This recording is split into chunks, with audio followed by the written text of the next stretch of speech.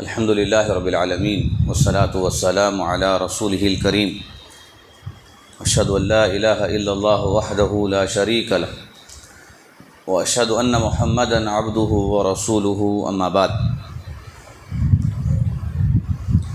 اعوذ باللہ من الشیطان الرجیم بسم اللہ الرحمن الرحیم انہم فتیۃ آمنوا بربہم وزدناہم ہدی۔ معزز نوجوانان اسلام، رب العالمین کا بھی انتہا شکر احسان ہے، اس کا فضل و کرم ہے کہ اس کی توفیق سے آج ہم لوگ یہاں پر اپنی ذاتی تربیت حاصل کرنے کے لیے جمع ہوئے ہیں۔ لاکھوں درود و سلام اللہ کے سارے انبیاء پر، خصوصاً آخر نبی محمد مصطفیٰ صلی اللہ علیہ وسلم پر، جن کی زندگی میں جوانی کا حصہ بہت ہی اہم رہا، اور آپ علیہ السلام کی پوری زندگی جو سب کے لیے اسوہ ہے، نمونہ ہے، تو اس میں جوانی کا حصہ ایک بہت بڑا حصہ ہے، اور وہ قیامت تک آنے والے نوجوانوں کے لیے بہترین اسوہ ہے، نمونہ ہے، اور جس کا ذکر اللہ تعالیٰ نے قرآن مجید میں کیا ہے۔ بطور قسم اللہ رب العالمین نے آپ علیہ السلام کی جوانی کا تذکرہ کیا کہ جب کفار مکہ آپ کا انکار کرنے لگے، آپ کی دعوت کو ٹھکرانے لگے، تو ایسے وقت میں اللہ تعالیٰ نے کفار مکہ سے یہ خطاب کرتے ہوئے، یہ تعلیم انہیں دیتے ہوئے فرمایا کہ نبی نے تمہارے درمیان اپنی زندگی کا ایک انوکھا حصہ گزارا ہے۔ فقد لبثت فیکم عمرا من قبلہ افلا تعقلون، کہ میں نے تمہارے درمیان عمر کا ایک بہت بڑا حصہ گزارا ہے، تو کیا تمہیں بات سمجھ میں نہیں آتی؟ اور یہ کون سا حصہ گزارا اللہ کے نبی نے؟ جوانی کا حصہ گزارا، اس لیے کہ یہ جوانی کی عمر ایسی ہوتی ہے کہ کبھی اس میں انسان عزت کے اعلیٰ معیار کو حاصل کر لیتا ہے اپنے اخلاق و کردار کے ذریعے، اپنی کوشش اور محنت کے ذریعے، اور کبھی اس عمر میں انسان ذلیل و رسوا بھی ہو جاتا ہے، بد کرداری کے ذریعے، غلط دوستیوں کے ذریعے، بد اعمال کے ذریعے، کہ کبھی محنت نہیں کرتا، کام نہیں کرتا، برائی انسان کے اندر آ جاتی ہے، اس کی وجہ سے وہ ذلیل و رسوا ہوتا ہے۔ بچپن میں دوسروں کے سہارے انسان رہتا ہے، بڑھاپے میں انسان بس یہ چاہتا ہے کہ اب ہماری زندگی بہت مختصر ہو گئی ہے، چلو یہاں پر بہتر رہ کر زندگی گزار لیں، انسان وہاں محتاط ہو جاتا ہے۔ لیکن جوانی کا یہ مرحلہ جو ایک بہت بڑا مرحلہ ہے انسانی زندگی کا، تو اس میں انسان چاہے تو بڑے اعلیٰ معیار کے کام انجام دے لے، بڑی عزت و شرف کو حاصل کر لے، یا نہیں تو ادنا معمولی کاموں میں رہ جائے اور ذلیل و رسوا ہو جائے۔ ہمیں یہ بات معلوم ہے کہ انسان کی زندگی کا جو مرحلہ ہے وہ 4 حصوں میں تقسیم کیا جاتا ہے۔ پہلا مرحلہ بچپن کا، دوسرا مرحلہ جوانی کا، تیسرا مرحلہ ادھیڑ عمر کا، چوتھا مرحلہ بڑھاپے کا۔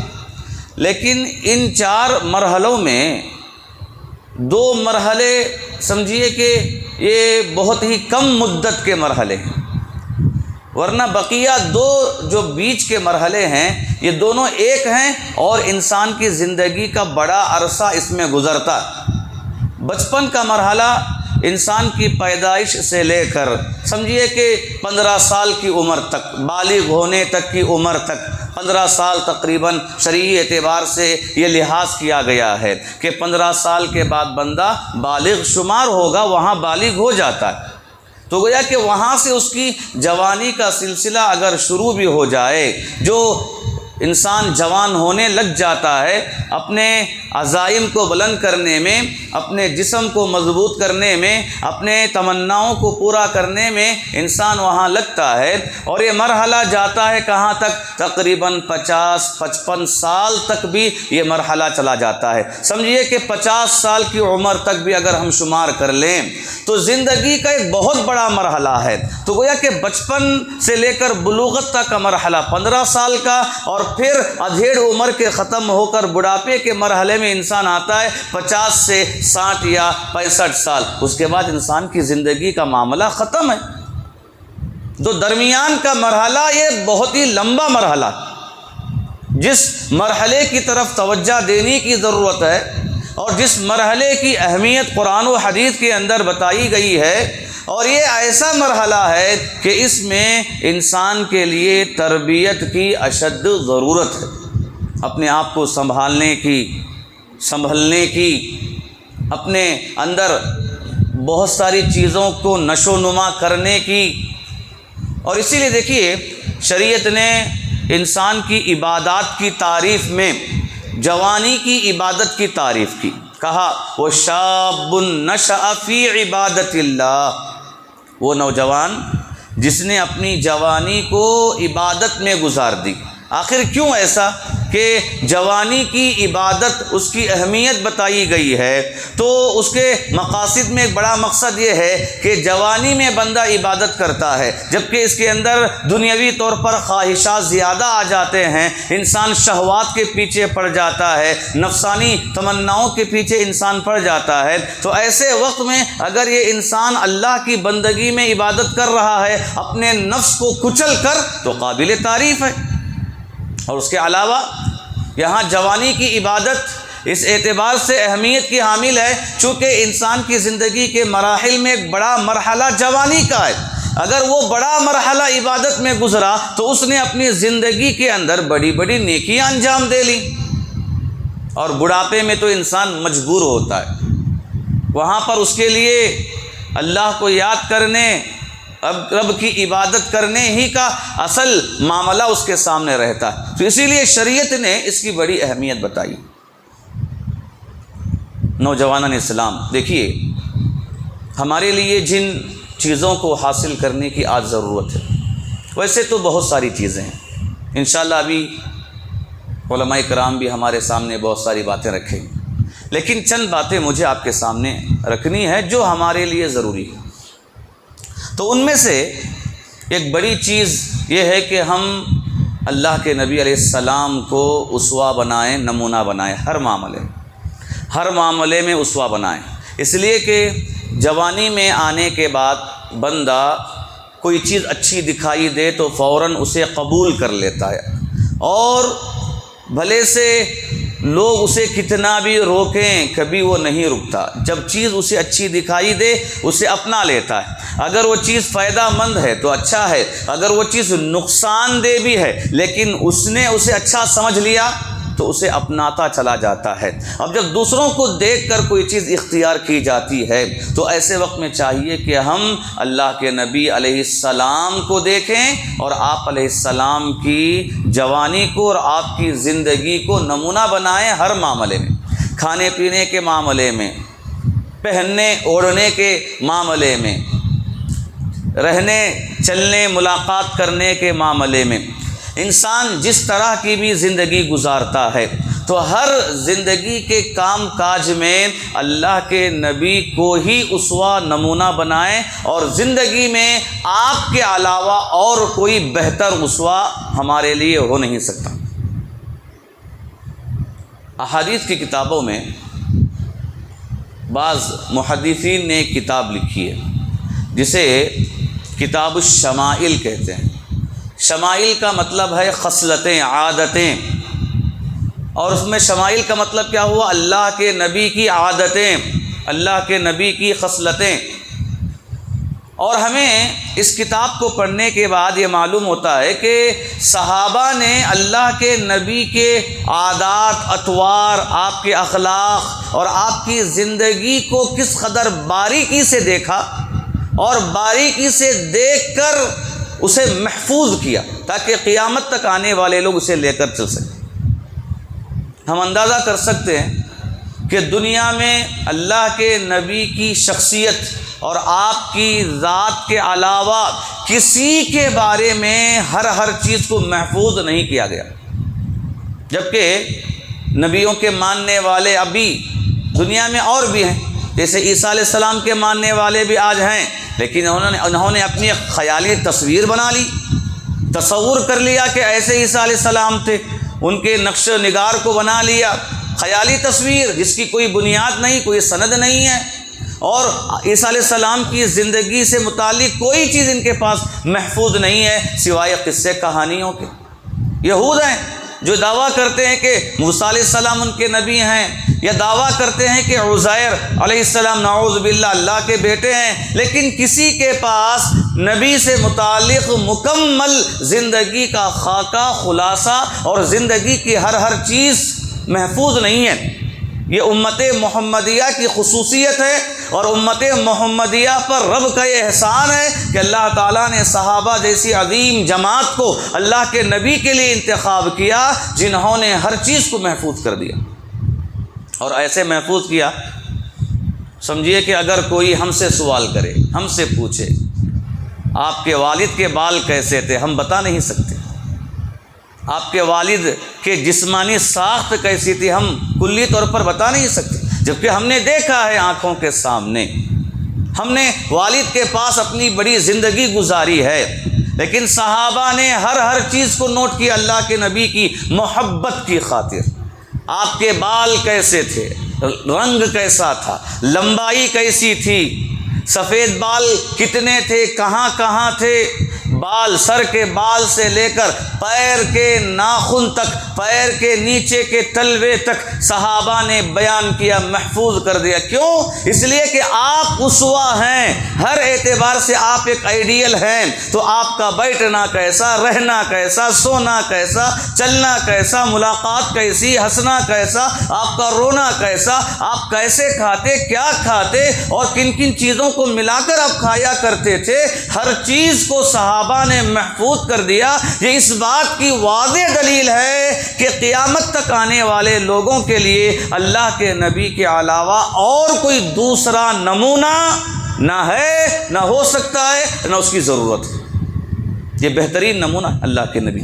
تو ہمیں چاہیے کہ ہم نوجوان اللہ کے نبی کو ہم نمونہ بنائیں، کپڑے پہن رہے ہیں اللہ کے نبی کے تعلیمات کے مطابق پہنیں، آپ کے طور طریقے کے مطابق پہنیں، کہ ایک مرد کے لیے کیسا لباس ہو، ایک عورت کے لیے کیسا لباس ہو، کن طریقے کے لباسوں سے ہمیں اعتراض کرنا ہے، دور رہنا ہے، اللہ کے نبی نے ہم سے کیا کہا ہے، اگر ہم کھاتے ہیں تو کھانے میں بھی اللہ کے نبی کی تعلیمات کیسی ہیں، ہماری بات چیت میں اللہ کے نبی کی تعلیمات کیسی ہیں۔ چاہیے کہ ہم اس مسئلے میں اللہ کے نبی کو اسوہ بنائیں۔ اور دوسری چیز اسوہ میں جو ہمیں آج اختیار کرنے کی ضرورت ہے وہ یہ ہے، نوجوانان اسلام، کہ اللہ کے نبی کی تعلیمات پر عمل کرنے میں کبھی ہم شرم محسوس نہ کریں۔ اللہ کے نبی کی تعلیمات پر، شرعی تعلیمات پر عمل کرنے میں کبھی ہم شرم محسوس نہ کریں کہ یہ اگر میں کام کروں گا تو لوگ کیا سمجھیں گے، اگر لوگوں کے درمیان جا کر میں اس طرح رہوں گا تو لوگ کیا سمجھیں گے۔ نہیں، ہرگز نہیں۔ دین پر عمل کرنے میں کبھی بھی ہمیں اپنے آپ کو کمتر اور حقیر نہیں جاننا چاہیے، اس لیے کہ عزت ملتی ہے دین سے، انسان کے لیے مقام ملتا ہے دین سے۔ کسی کے پیروی کرنے سے، نقش قدم پر چلنے سے، کسی کو فالو کرنے سے، یا ماحول میں رہ کر ماحول کے مطابق رہنے سے کبھی انسان کو عزت نہیں ملتی، انسان کو عزت ملتی ہے دین سے۔ عمر رضی اللہ تعالیٰ عنہ جا رہے تھے بیت المقدس، ساتھ میں آپ کا خادم بھی ہے، لیکن سفر میں یہ بات طے ہوئی تھی کہ چند دور تک عمر رضی اللہ تعالیٰ عنہ سواری پر بیٹھیں گے، پھر وہ اتریں گے، اس کے بعد آپ کا خادم آپ کے ساتھ بیٹھے۔ باری باری چلتی۔ جب بیت المقدس کے قریب معاملہ پہنچا تو تو اتفاق سے عمر رضی اللہ تعالیٰ عنہ کو چلنے کی باری ملی اور خادم کو بیٹھنے کی باری ملی۔ تو کہا کہ آپ بیٹھیے، کہا نہیں، یہ تو ہماری باری طے شدہ ہے، اس میں ہمیں چلنا ہے۔ اور جیسے ابھی بیت المقدس کے قریب پہنچے تو کہا کہ آپ خلیفہ ہیں، امیر المؤمنین ہیں، آپ ایک دوسرے ملک کے بڑے لوگوں سے بات کرنے جا رہے ہیں، آپ تو ایسا کیجئے کہ تھوڑا اپنے لباس کو سنواریے، دوسرے کپڑے آپ پہنیے۔ تو اس کے بعد عمر رضی اللہ تعالیٰ عنہ کہنے لگے اگر تمہاری جگہ پر کوئی دوسرا ہوتا تو میں اس پر سخت کارروائی کرتا۔ کیوں؟ اس لیے کہ عزت جو ہمیں ملی ہے اسلام کی وجہ سے ملی۔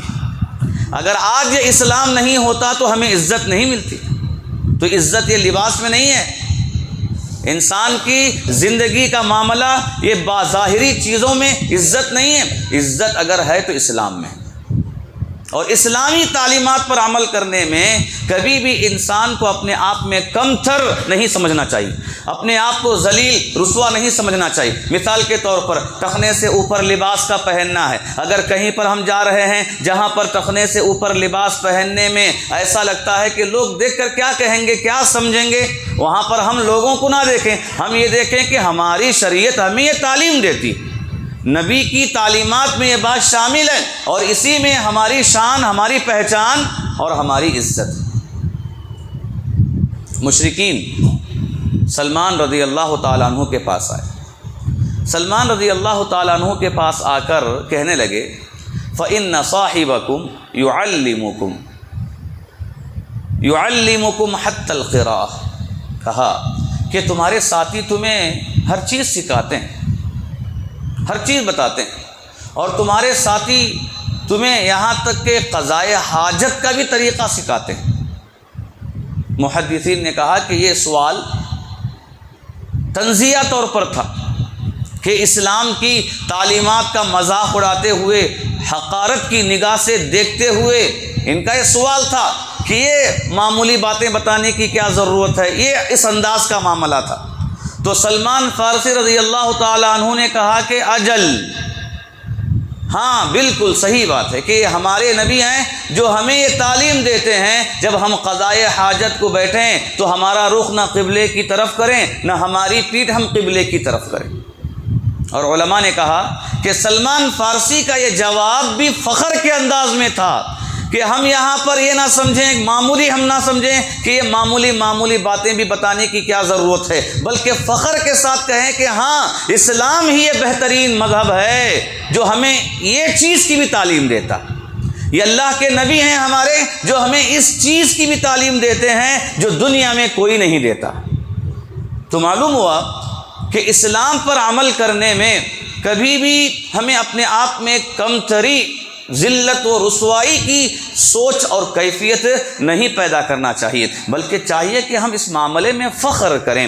سمجھیے کہ اگر کہیں پر دائیں ہاتھ سے کھانے کا مسئلہ ہے، سارے لوگ اگر بائیں ہاتھ سے کھا رہے ہیں، دائیں ہاتھ سے کھانے میں فخر کریں، یہ محسوس نہ کریں کہ اگر میں دائیں ہاتھ سے کھاؤں تو لوگ کیا کہیں گے، لوگ یہ سمجھیں گے کہ یہ دنیا کے فیشن کے طور پر چلنے والا نہیں ہے، یہ تو پرانے زمانے کا آدمی ہے۔ سمجھنے والا سمجھتا ہے تو ٹھیک ہے، اس لیے کہ ہم جب صحیح طور پر عمل کر رہے ہیں تو ہمیں وہاں لومۃ لائم کی پرواہ نہیں کرنی۔ دین پر عمل کرنے میں ایک مسئلہ آتا ہے، وہ ہے ایک طرف بزدلی ہے تو دوسری طرف شرم و حیا۔ بزدلی الگ چیز ہے، شرم و حیا الگ چیز ہے۔ بزدلی یہ ہے کہ اچھا کام کرنے میں بھی انسان پیچھے ہٹے، یہ بزدلی ہے۔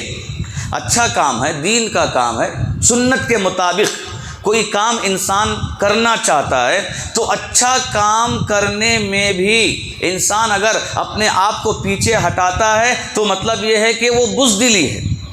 اور شرم و حیا یہ ہے کہ بندہ اچھا کام کرے لیکن اس میں بڑوں کے ادب و احترام کا، شرم و حیا کے معاملات کا لحاظ کرتے ہوئے کرے، یہ انسان کے لیے بہت بہتر ہے۔ اس لیے کہ حیا، شرم و حیا کبھی انسان کو اچھے کاموں سے نہیں روکتی ہے۔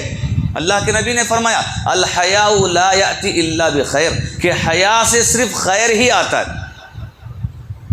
ایک صحابی دوسرے اپنے بھائی کو نصیحت کر رہے تھے کہ تم حیا مت کرو، اللہ کے نبی نے سنا اور کہا کہ چھوڑو اسے حیا کرنے دو، اس لیے کہ حیا کرنے سے بندے کے اندر اچھائی آتی ہے۔ بزدلی الگ چیز ہے، حیا الگ چیز ہے۔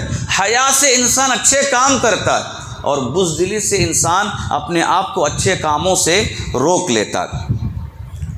نوجوان اسلام، دیکھیے آج کے ماحول میں جن چیزوں کی آج ایک نوجوان ہونے کے اعتبار سے ہمیں ضرورت ہے، تو وہ ضرورت ہے انسان کی روحانی تربیت کرنے کی۔ روحانی تربیت ظاہری طور پر انسان اپنے بالوں کو سنوارتا ہے، اپنے چہرے کو سنوارتا ہے، کریم لگاتا ہے، پاؤڈر لگاتا ہے، صابن لگاتا ہے، یا اپنے کپڑوں کو سنوارتا ہے، اچھے سے اچھا لباس پہننا چاہتا ہے، پاک و شفاف لباس انسان پہنتا ہے۔ تو ظاہری طور پر جتنا ہو سکے انسان اپنے آپ کو سنوارنے کی کوشش کرتا ہے، لیکن اپنے باطن کی فکر انسان نہیں کرتا۔ روح کی فکر کرنا کہ اپنے روح کو بھی انسان مزین کرے، معطر کرے، اپنے روح کو بھی انسان گندگیوں سے پاک رکھے۔ بعض علماء نے یہ کہا ہے جس طرح انسان کے جسم کو غذا کی ضرورت ہے، اسی طرح انسان کے روح کو بھی غذا کی ضرورت ہے، اور جس طرح انسان کا جسم کمزور ہوتا ہے تو اسی طرح انسان کی روح بھی کمزور ہوتی ہے۔ یہ روح کی کیفیت اللہ ہی بہتر جانتا ہے، اس کا علم اللہ نے کسی کو نہیں دیا ہے، لیکن اتنی بات تو طے ہے کہ انسان کی زندگی میں جسم اور روح کا تعلق جڑا ہوا ہے۔ تو جب بندہ اپنے جسم کو مزین کرنا چاہتا ہے، کرتا ہے، تو چاہیے کہ ساتھ ہی ساتھ اپنے روح کو بھی مزین کرے، معطر کرے۔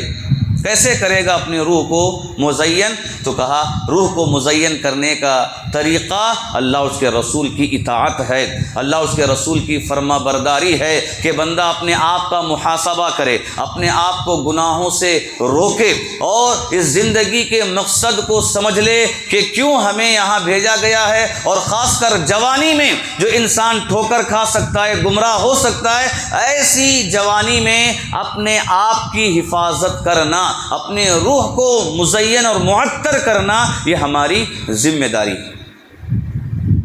جس طرح انسان اگر عطر لگاتا ہے، عطر لگانے سے شیطان دور بھاگ جاتا ہے، اور عطر لگانے سے انسان کو کیا ہے، چاشنی ملتی ہے، حشاش، وہ بشاش ہو کر انسان چستی کے ساتھ انسان اپنے دن کو گزارتا۔ تو سمجھیے کہ اسی طرح جب انسان نیکی کرتا ہے تو نیکی یہ روح کی غذا ہے، اور نیکی یہ روح کو معطر کرنے کا ذریعہ ہے۔ جب بندہ گناہ کرتا ہے تو گناہ کرنے سے یہ انسان کی روح، انسان کے جسم کے اندر ایک طرح کی بدبو کی کیفیت پیدا ہو جاتی ہے۔ اس لیے سلف صالحین کہا کرتے تھے کہ تم اپنے گناہوں کو استغفار کے ذریعے معطر کرو، اپنے گناہوں کو استغفار کے ذریعے معطر کرو۔ گناہ کرو گے تو بدبو کی چیز ہے، استغفار کرو گے تو اس بدبو کی جگہ پر تم نے عطر لگا دیا۔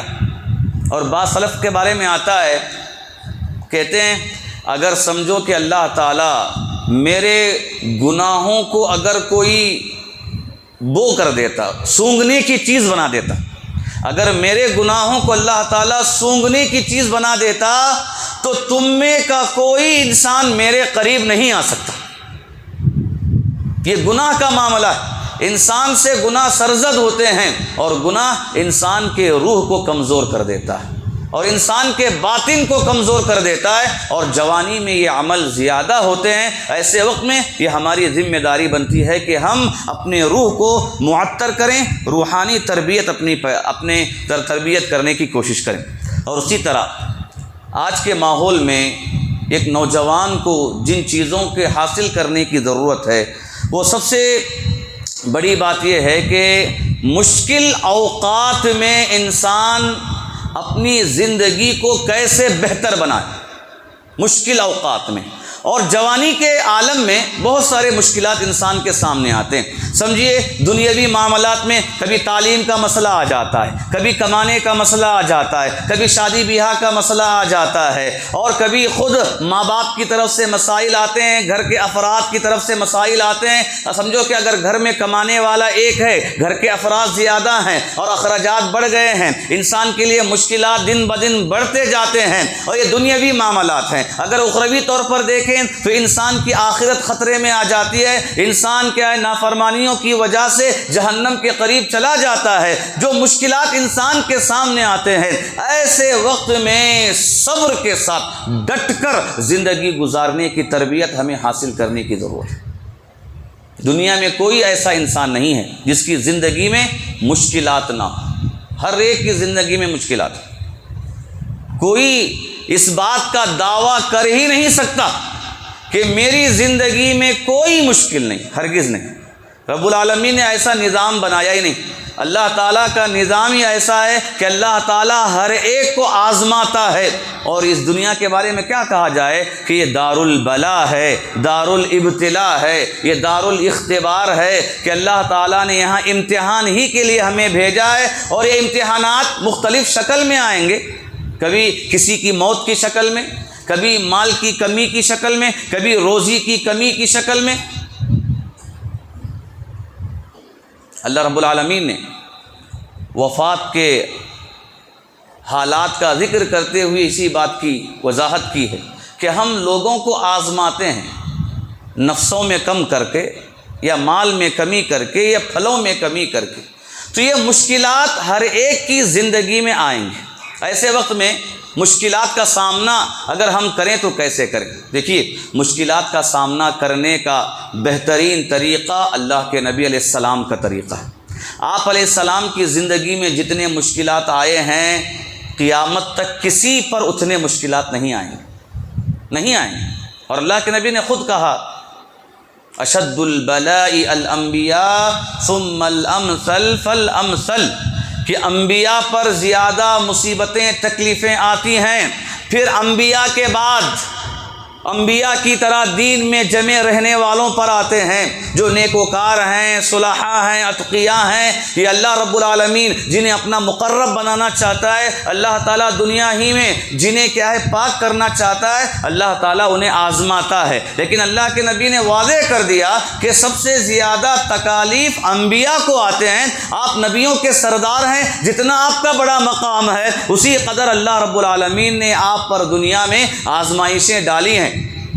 اور آزمائشوں کی اگر بات کریں، انسان دیکھ سکتا ہے ہر معاملے میں اللہ کے نبی کی زندگی میں آزمائشیں آئیں، دعوت و تبلیغ میں آزمائشیں آئیں، گھریلو مسائل میں اللہ کے نبی پر آزمائشیں آئیں۔ آپ کی 2 بیٹیاں، ابو لہب کے 2 بیٹوں سے جن کی شادیاں ہوئی تھیں، اسلام کی دعوت دینے پر ابو لہب نے اپنے لڑکوں سے کہا کہ جتنا ہو سکے پریشان کرو، جتنا ہو سکے پریشان کرو، اور کہا کہ جب تک یہ دین سے نہیں پھریں گی اس وقت تک میں تمہارے گھر نہیں آؤں گا، کہ اتنا پریشان کیا کہ اللہ کے نبی کیا ہیں، بیٹیوں کے باپ تھے، کہ یہاں پر اپنی بیٹیوں کو پریشان کیا جا رہا تھا محض اسلام کی وجہ سے، دعوت و تبلیغ کی وجہ سے۔ اللہ کے نبی نے صبر کیا، ان ساری چیزوں پر صبر کیا۔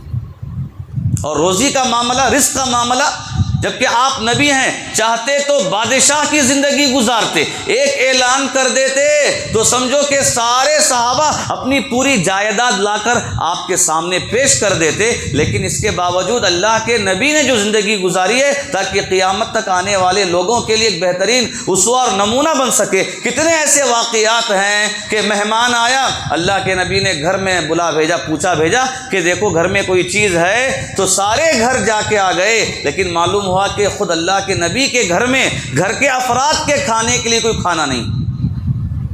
اور عائشہ رضی اللہ تعالی عنہا نے کہا، پوری زندگی میں نبی کو کبھی 2 دن لگاتار ایسے نہیں ملے جس میں اللہ کے نبی نے باریک آٹے کی روٹی اور گوشت کا سالن کھایا۔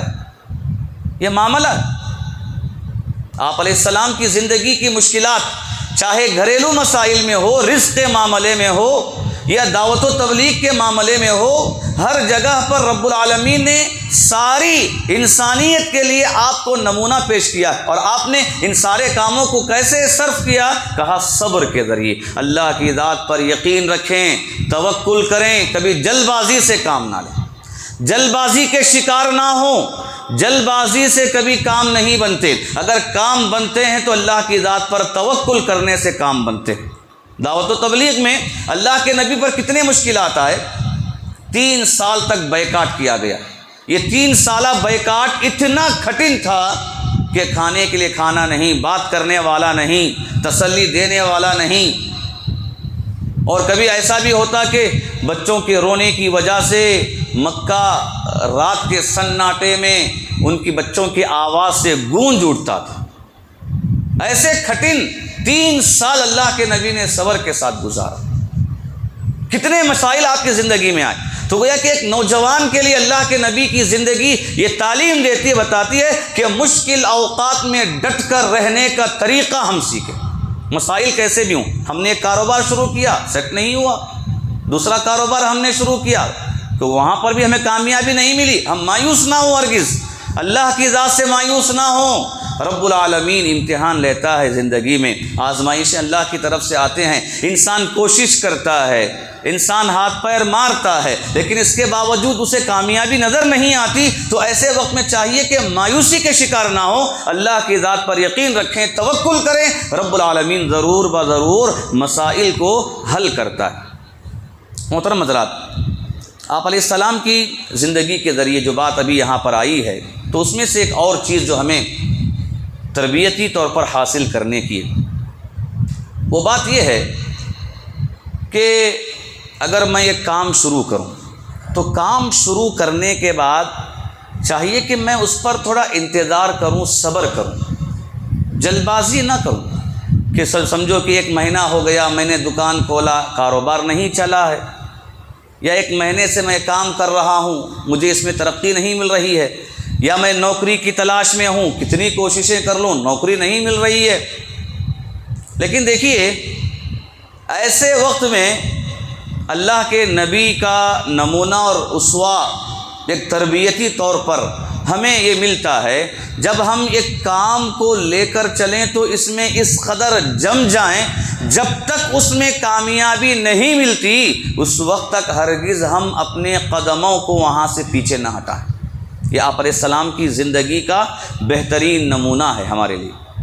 ایک آج بڑا رجحان ہے نوجوانوں کا، جو یہ چاہتے ہیں کہ ایک ہی وقت میں مالدار ہو جائیں، رات رات میں مالدار ہو جائیں، اور اسی طرح کے کام ڈھونڈتے رہتے ہیں، تلاش میں رہتے ہیں، ایسا کام کب ملے گا کہ وہ کام کر لوں تو میں فوراً مالدار ہو جاؤں۔ اللہ اکبر! دنیا میں ایسا کوئی کام نہیں ہے جو ایک رات میں مالدار ہو جائے، سوائے غلط کاموں کے۔ غلط راستے پر چل کر ہی بندہ یہ کام کر سکتا ہے، ورنہ قطرے قطرے سے دریا بنتا ہے۔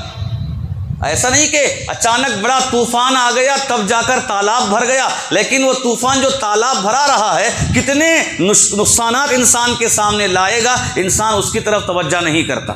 جو چیز اچانک کی ہوتی ہے وہ انسان کے لیے مشکل کن ہوتی ہے، اور جو محنت کے بعد، کوشش کے بعد جو چیز ملتی ہے تو ضرور بضرور انسان اس کا ثمرہ سمجھیے کہ اس کی لذت و مٹھاس اپنی زندگی میں انسان محسوس کرتا ہے۔ ہرگز ہم یہ تصور نہ کریں کہ اچانک یہ ساری چیزیں ہماری زندگی میں ہو جائے، اور یہ ناممکن۔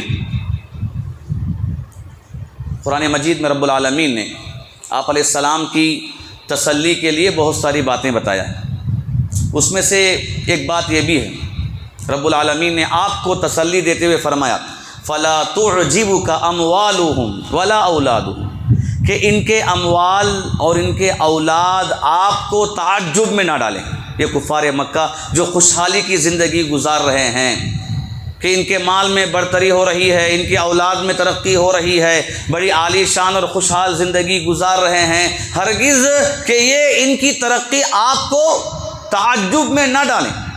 رب العالمین نے کہا دراصل کیا ہے، اللہ تعالیٰ انہیں دنیا میں دینا چاہتا ہے، آخرت میں ان کا کوئی حصہ نہیں ہے، اور مومنین کو اگر تکلیف آتی ہے تو مومنین کو اللہ تعالیٰ آخرت میں دینا چاہتا ہے۔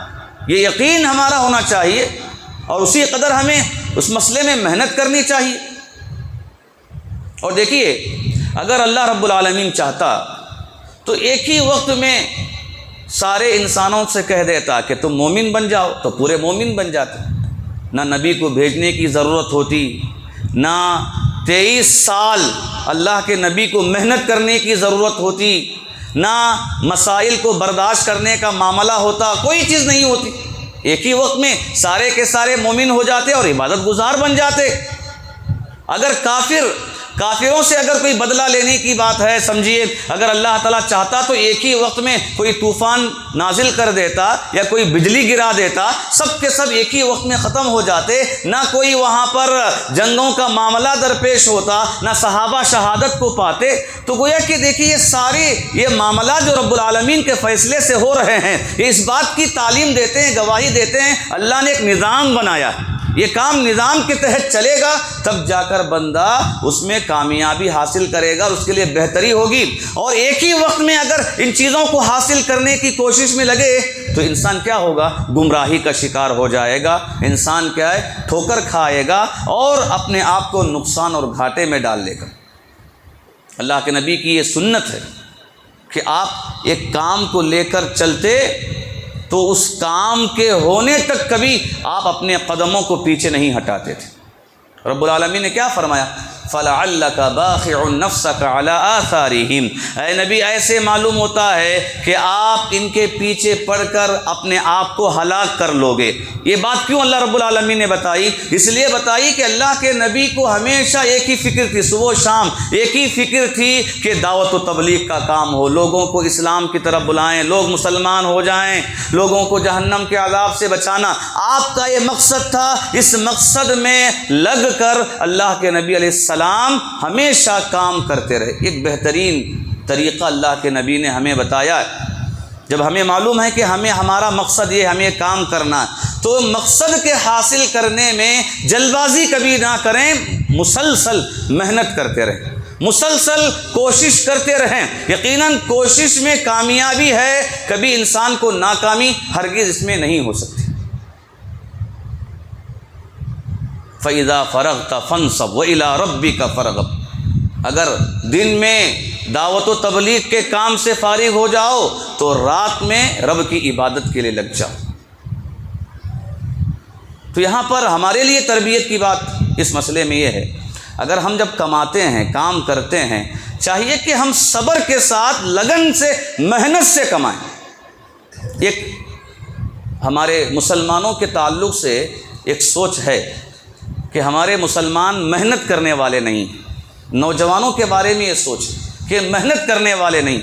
جب ہم دوسروں کو دیکھتے ہیں جو کہیں باہر سے آیا ہے، دکان شروع کیا اور خوب ترقی کر لیا، نتیجہ کیا نکلتا ہے؟ لوگ بولتے ہیں کہ اتنی محنت کرتا ہے کہ صبح 3 بجے آتا ہے اور رات 11 بجے تک محنت کرتا ہے۔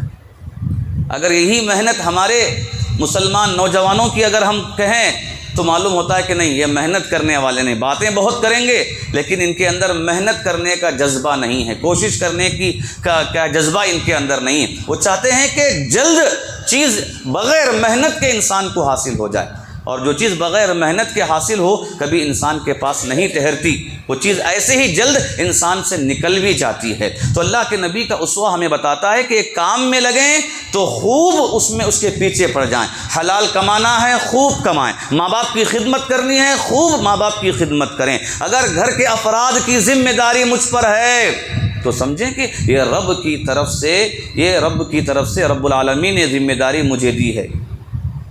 جابر رضی اللہ تعالیٰ عنہ کا واقعہ اس مسئلے میں مشہور ہے کہ ان کے 7 بہنیں تھے، 7 بہنیں، والد جنگ احد میں گئے اور شہید ہو گئے۔ 7 بہنوں کی پرورش کا مسئلہ تھا، شادی کیے تو کیا ہے، بیوہ سے شادی کی۔ اللہ کے نبی نے کہا تھا بہتر ہوتا کہ تم کنواری سے شادی کر لیتے۔ کہا اللہ کے نبی میں نے اس لیے بیوہ سے کیا ہے تاکہ میرے بہنوں کی تربیت اس میں ہو سکے۔ اور والد نے کہا تھا اگر میرے بعد تمہیں کسی مسئلے میں مشکل آ جائے تو ایسے مشکل وقت میں تم میرے مولا سے مانگ لینا۔ اب مولا سے مراد یہاں پر اللہ تعالیٰ تھا کہ اللہ سے مانگ لینا۔ والد نے بہنوں کو چھوڑا والد نے قرض بھی رکھا اور یہ ساری چیزوں کو لے کر چلے، والد کی ذمہ داری کو صحابی نے ادا کیا، کبھی شکایت نہیں کی۔ اتنے مسئلے تھے کہ بہنوں کی پرورش کا معاملہ، قرض کو ادا کرنے کا مسئلہ، یہودی آ کر زبان سے جو کلمہ نکلتا اس کلمے سے خطاب کرتے تھے۔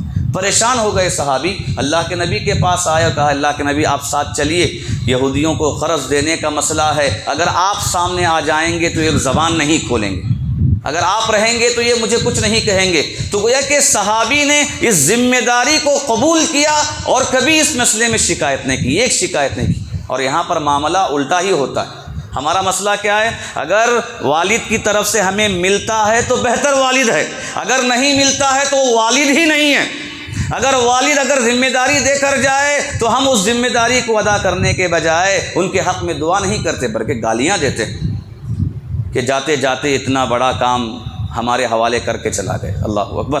تو الغرض آج یہ تربیتی مجلس آپ کے سامنے رکھی گئی ہے، اس سے متعلق کچھ باتیں میں نے آپ کے سامنے رکھی۔ رب العالمین سے دعا کرتے ہیں کہ اللہ تعالی ہمیں اپنی جوانی کی حفاظت کرنے کی توفیق عطا فرمائے، اللہ تعالی ہمیں اپنے ظاہر اور اپنے باطن کو سنوارنے اور اس کی صحیح تربیت کرنے کی توفیق عطا فرمائے، آمین۔ وآخر دعوانا الحمدللہ رب العالمین۔